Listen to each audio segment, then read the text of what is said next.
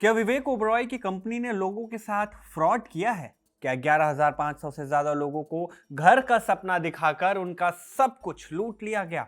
क्या lower middle class को target करने वाले कर्म infrastructure private limited company Vivek Oberoi की है? और क्या सिर्फ पीआर के लिए इस कंपनी ने उस प्रोजेक्ट में से सीआरपीएफ शहीदों के परिवार वालों को फ्लैट देने का ऐलान कर दिया, जो कभी एक दशक बाद भी पूरा नहीं हुआ?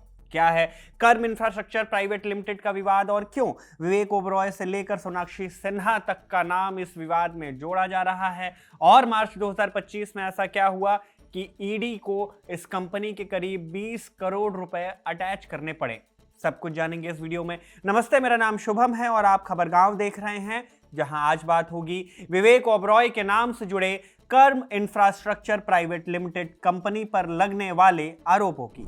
साल 2002 में कंपनी फिल्म से बॉलीवुड में एंट्री लेने वाले विवेक ओबरॉय का बॉलीवुड करियर उतार चढ़ाव से भरा रहा, लेकिन करीब एक दशक बाद उन्होंने फिल्मी करियर से अलग एक बिजनेसमैन के तौर पर अपनी अलग पहचान बनाई। पहचान भी ऐसी कि इन्हें हजारों करोड़ का मालिक बताया जाने लगा। दावा किया जाने लगा कि रियल एस्टेट के कारोबार से जुड़े विवेक ओबरॉय ने इतने पैसे बनाए जितने करीब 1.5 दशक के फिल्मी करियर में न हो पाए। इन दावों को और हवा मिली साल 2016 में, जब विवेक ओबरॉय ने एक रियल एस्टेट ब्रांड को प्रमोट करना शुरू किया, नाम कर्म इंफ्रास्ट्रक्चर प्राइवेट लिमिटेड।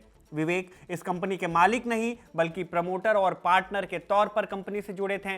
सितंबर 2016 को छपी बिजनेस स्टैंडर्ड की रिपोर्ट बताती है कि विवेक ओबरॉय ने महाराष्ट्र के शाहपुर में कर्म इंफ्रास्ट्रक्चर प्राइवेट लिमिटेड की अफोर्डेबल हाउसिंग प्रोजेक्ट की शुरुआत की घोषणा की थी। ये एक किफायती आवास योजना थी, मतलब कम दाम में कम कमाई वाले लोगों को उनका पक्का घर देने वाला प्रोजेक्ट। रिपोर्ट्स बताते हैं कि कंपनी ने दावा किया था कि वो 7,90,000 रुपए की कीमत पर 15,000 से ज्यादा परिवारों को किफायती घर देगी। प्रोजेक्ट के ऐलान के साथ ही साथ यह वादा भी किया गया था कि कंपनी आने वाले 3 से 5 सालों में 5 लाख अपार्टमेंट्स बनाने का टारगेट लेकर चल रही है। ये बात 2016-17 की है। विवेक ओबरॉय ने इस प्रोजेक्ट के लिए खूब एड शूट किए, मीडिया में इस प्रोजेक्ट को लेकर खूब अच्छी बातें कही, और तो और सोनाक्षी सिन्हा से भी इस प्रोजेक्ट की एडवर्टीजमेंट कराई गई। प्रोजेक्ट की शुरुआत की घोषणा करते वक्त विवेक ने कहा था कि कर्म की सस्ते घरों की योजनाओं का मकसद लोगों को बेहतर तरीके से रहने की सुविधा देना है। इसका उद्देश्य गरीब और जरूरतमंद लोगों की जिंदगी को बेहतर बनाना, उनके परिवारों को ठीक ठाक और सम्मान के साथ रहने लायक घर देना और उन्हें एक सुरक्षित माहौल उपलब्ध कराना है। कर्म इंफ्रास्ट्रक्चर प्राइवेट लिमिटेड एक भारतीय रियल एस्टेट कंपनी है, खासतौर पर अपनी अफोर्डेबल हाउसिंग प्रोजेक्ट्स के लिए जानी जाती है। 2004 में बनी कंपनी का हेडक्वार्टर मुंबई में ही है और दावा करती है ये कंपनी कि इसके पास रियल एस्टेट डेवलपमेंट के क्षेत्र में 1 दशक से भी ज्यादा का ट्रैक रिकॉर्ड है। बिजनेस स्टैंडर्ड्स की रिपोर्ट के मुताबिक साल 2016 तक जब कंपनी के नए प्रोजेक्ट्स की शुरुआत हुई थी, तब तक कंपनी ने लगभग 30 लाख स्क्वायर फीट तक प्रोजेक्ट्स पहले से पूरे कर चुके थे और लगभग 45 लाख स्क्वायर फीट के प्रोजेक्ट्स पर काम चालू था। अपनी ऑफिशियल वेबसाइट पर कंपनी यह दावा करती है कि उन्होंने 2020 तक 5,000 परिवारों को अफोर्डेबल हाउसेस दे चुकी है। कंपनी कुल 5 प्रोजेक्ट्स बनाने के दावे करती है। कर्म पंचतत्व फेज 1, कर्म पंचतत्व फेज 2, कर्म पंचतत्व फेज 3, कर्म रेजिडेंसी और कर्म ब्रह्मानंद। ये अलग अलग प्रोजेक्ट्स हैं जिनमें करीब 12,000 फ्लैट्स और 200 के लगभग दुकान और दूसरे कंस्ट्रक्शंस का दावा किया गया। टीवी शोज और एड्स में कंपनी के प्रमोटर विवेक ओबरॉय ने दावा किया था कि ये प्रोजेक्ट्स मिडिल क्लास परिवारों के लिए बेहद कम दाम में उन्हें अपना सपनों का घर देगा। सोनाक्षी सिन्हा ने भी ऐसे ही एड्स किए। इन एड्स का मकसद था लोगों को भरोसा दिलाना, और ऐसा हुआ भी। कंपनी ने सिर्फ ₹1 में फ्लैट बुक कराने और तुरंत बुकिंग करने पर स्कूटी फ्री देने जैसे ऑफर्स दिए। घर की चाबी मिलने तक अठन्नी भी न देने का वादा किया और भरोसा दिलाया, लेकिन ये सब कुछ एक समय के बाद सिर्फ एक पीआर स्टंट बनकर रह गया। किस्सा है 2017 का। 11 मार्च को छत्तीसगढ़ के सुकमा जिले में एक नक्सली हमले में सीआरपीएफ के जवान शहीद हो गए थे। इस घटना के बाद बॉलीवुड एक्टर अक्षय कुमार ने सभी शहीदों के लिए 1,08,00,000 रुपए की आर्थिक सहायता की घोषणा की। अक्षय की तर्ज पर विवेक ओबरॉय ने भी ऐलान कर दिया था कि उनकी रियल एस्टेट कंपनी कर्म इंफ्रास्ट्रक्चर प्राइवेट लिमिटेड सभी शहीदों के परिवार वालों को अपने 2 अपकमिंग प्रोजेक्ट्स में से 25 फ्लैट देगी। 12 फ्लैट कर्म रेजिडेंसी में रिजर्व करने की बात कही गई और 13 फ्लैट कर्म पंचतत्व फेज 1, 2 और 3 में। इसके लिए कंपनी के चेयरमैन और डायरेक्टर रामकांत सुभाष यादव के नाम से एक लेटर तक जारी किया गया था।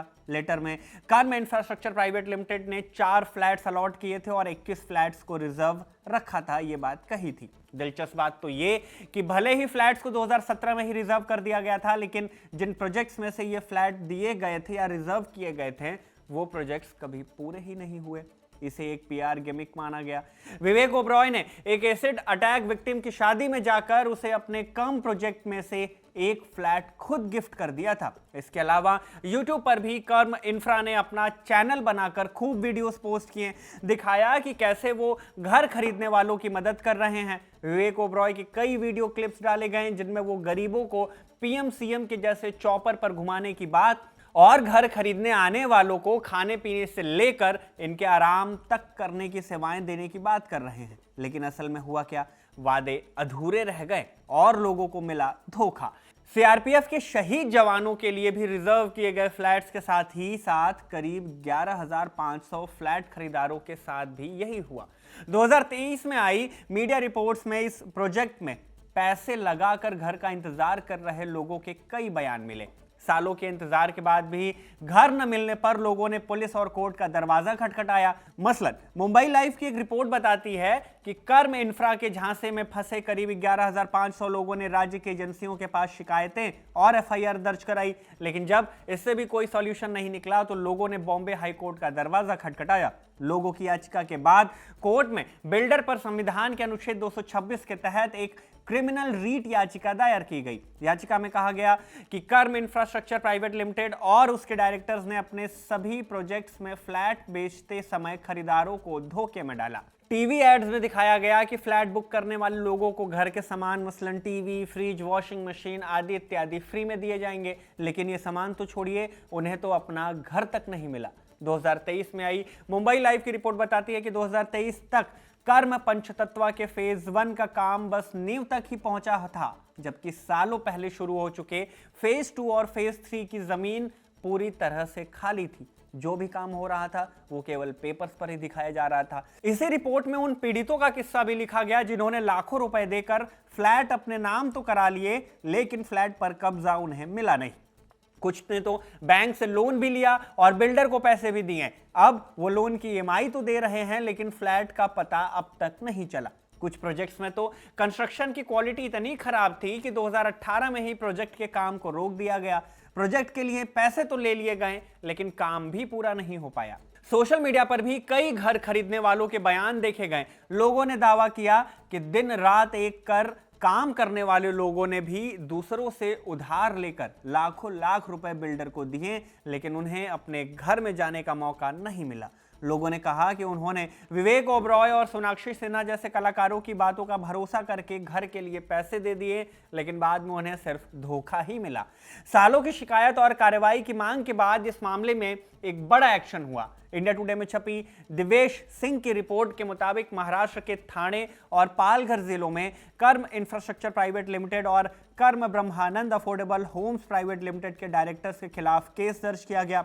पुलिस की ओर से फाइल की गई चार्जशीट और एफआईआर के मुताबिक कंपनी के चेयरमैन रमाकांत जाधव के साथ ही कंपनी के दूसरे डायरेक्टर्स ने होम बायर से कुल 320 करोड़ रुपए जुटाए और उन्हें अलग अलग रिहायशी प्रोजेक्ट्स में फ्लैट देने का वादा किया। लोगों को बॉलीवुड स्टार से ऐड कराकर लुभाया गया, लेकिन किसी को भी फ्लैट नहीं दिया गया। आरोप है कि इन लोगों ने इन पैसों का इस्तेमाल अपने दूसरे प्रोजेक्ट्स की पब्लिसिटी करने, जमीन खरीदने और लग्जरी लाइफ जीने में खर्च कर दी। मामला जब शासन और प्रशासन की नजर में चढ़ा तो प्रवर्तन निदेशालय माने ईडी ने दिसंबर 2024 में कंपनी के डायरेक्टर्स के ठिकानों पर छापेमारी की। इसके बाद मार्च 2025 में कर्म इंफ्रास्ट्रक्चर प्राइवेट लिमिटेड और कर्म ब्रह्मानंद अफोर्डेबल होम्स प्राइवेट लिमिटेड के 19 करोड़ 61 लाख रुपए की चल और अचल संपत्तियों को अस्थायी रूप से अटैच माने जब्त कर लिया गया। ईडी ने किया।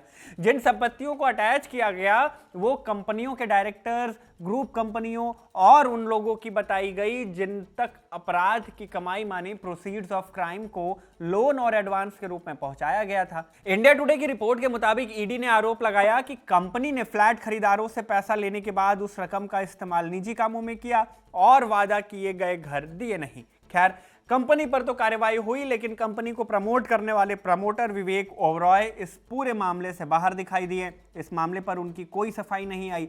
बाकायदा ईडी की जांच के बाद अक्टूबर 2025 में खबरें आई कि विवेक ओबरॉय की कंपनी ने 4000 किफायती घर डिलीवर किए और अब 1 लाख करोड़ रुपए के वैल्यूएशन को हासिल करने के अपने अगले टारगेट में लग गई है। हालांकि विवेक इस कंपनी के ओनर नहीं है, केवल प्रमोटर और पार्टनर हैं। लेकिन क्या जिन लोगों के साथ फ्रॉड किया गया उनके पैसे वापस हुए? क्या उन लोगों को घर दिए गए? और क्या दोषियों पर कार्रवाई हुई? ऐसे कई सवालों के जवाब अब भी तलाशे जा रहे हैं। पता है तो सिर्फ एक चीज कि एजेंसी की जांच जारी है और इसी जांच के साथ उन लोगों की उम्मीदें भी जिन्होंने अपनी जिंदगी भर की कमाई और बची हुई जिंदगी तक चुकाए जाने वाले लोन पैसे सब जुटाकर बिल्डर को दे दिए, लेकिन उन्हें उनका घर नसीब नहीं हुआ। खैर, आगे इस मामले में जो भी अपडेट होगी आप तक जरूर पहुंचाई जाएगी। फिलहाल इस वीडियो में बस इतना ही। धन्यवाद।